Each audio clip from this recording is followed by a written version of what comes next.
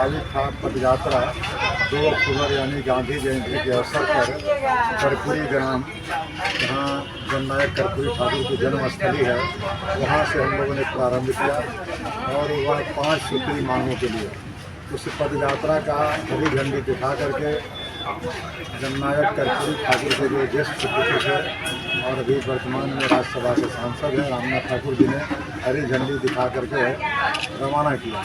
वहाँ से 2 तारीख से चलते आज हम लोग 6 तारीख को हाजीपुर के जड़ुआ में हम लोग अभी खाने का भोजन का यहाँ पर करके विश्राम कर रहे हैं। ये 5 सूत्री जो मांगे थी उसके बारे में तो सभी लोग को मालूम है, लेकिन आपको मैं बता देना चाहता हूँ कि पहला जो सबसे महत्वपूर्ण सूत्री मांग था वो था तेली तमोली दांगे, जो अपेक्षाकृत संपन्न जातियाँ हैं उसको मूल अति पिछड़ा श्रेणी से बाहर किया गया। 2015 में यानी आज से 8 साल के आसपास, 8 साल के अंदर में यह चीज़ें हुई थी और इसका इतना इम्पैक्ट खराब पड़ा कि जो कर्पूरी ठाकुर जी के जो मूल अति पिछड़ा थे, जिनकी जातियों की संख्या लगभग आज 110 है, उन जातियों पर बड़ा ही प्रतिकूल असर पड़ा। वह आरक्षण एक तरह से अर्थहीन हो गया और आने वाला समय में इसका अस्तित्व भी समाप्त हो जाएगा इन 3 संभ्रांत जातियों के आने के कारण। इसलिए हम लोग मांग करते हैं कि इन 3 जातियों को अलग किया जाए और अलग करने का मतलब सिर्फ इसे जाति से बैकवर्ड से अलग नहीं किया जाए, उनके लिए एक अलग श्रेणी बना दी जाए और श्रेणी बना करके जनसंख्या के अनुपात में उनको आरक्षण दे दी जाए। पहला मांग ये था। दूसरी मांगे है कि पंचायती राज और नगर निकाय चुनाव में अभी हम लोग को अति पिछड़ा वर्ग के लोगों का आरक्षण प्रदान किया गया है 20%। तो 20% से आबादी अधिक है। अभी भी जाति गणना का जो रिपोर्ट आया 36 पॉइंट कुछ आया है। तो जब 20% से आबादी अधिक है तो अभी जो 37% आरक्षण मिला हुआ है, तो हम लोग चाहते हैं कि 13% आरक्षण कम से कम इसको बढ़ा दीजिए। वो भी आबादी के नीचे ही होगा, 36% आबादी है, यानी 20 से बढ़ा करके 33% कर दिया जाए। तीसरी मांग है, आए दिन देखते हैं कि अति पिछड़ा वर्ग के भाइयों बहनों के साथ अत्याचार की, बलात्कार की, हत्या की घटनाएँ घटती हैं और यह इतना एक कमज़ोर वर्ग है कि इसका प्रतिकार डट करके नहीं करता है। तो हम लोग चाहते हैं कि जिस तरह से शेड्यूल कास्ट और शेड्यूल ट्राइब्स एट्रोसिटीज एक्ट बना हुआ है, उसी के तर्ज पर बिहार में भी अति पिछड़ा अत्याचार निवारण कानून बना दिया जाए जिससे इनकी रक्षा हो सके।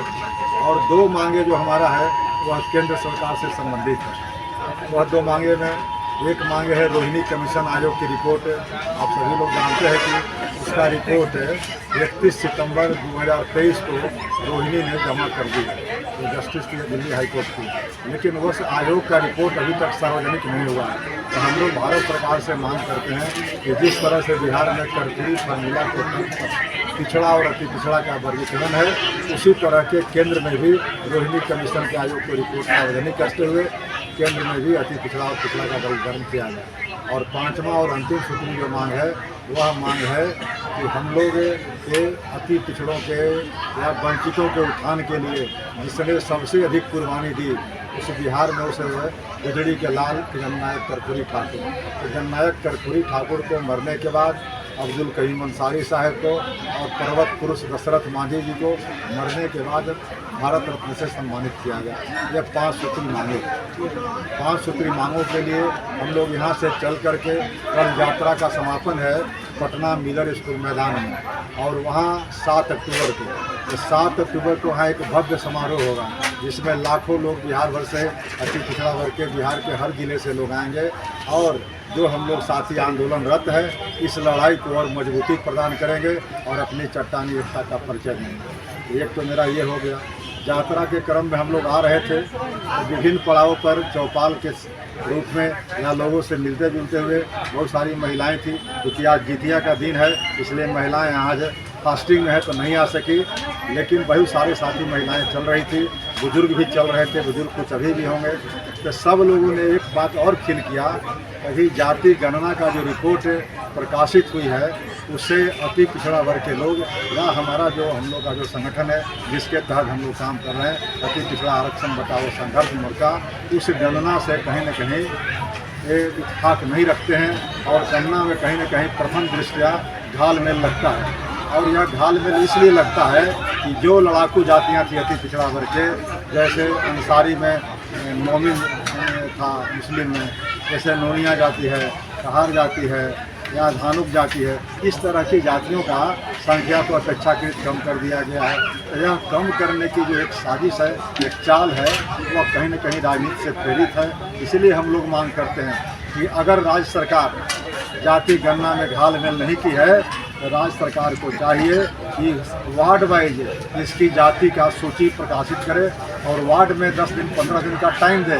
और वार्ड में रहने वाले जो लोग आते हैं वो लोग देख सकें कि किसका नाम छूट गया है और किसका नाम अधिक मैनिपुलेट करके डाल दिया गया है। उससे क्या हो, उसके बाद सत्यापन हो, उसके बाद सूची जारी हो, इस तरह की मांग करते हैं। और नहीं तो राज्य सरकार नहीं, केंद्र सरकार से हम लोग मांग करते हैं कि जब जाति गणना का रिपोर्ट आ गया है जो भ्रामक है उसको अगर दूर करना है तो अभी आपका 3 साल ड्यू भी हो गया है गणना कराने का, सेंसस का। सेंसस जो है फिर एक बार जाति कास्ट सेंसस हो जाए ताकि दूध का दूध और पानी का पानी हो जाए। यह हम लोग केंद्र सरकार से भी मांगते हैं।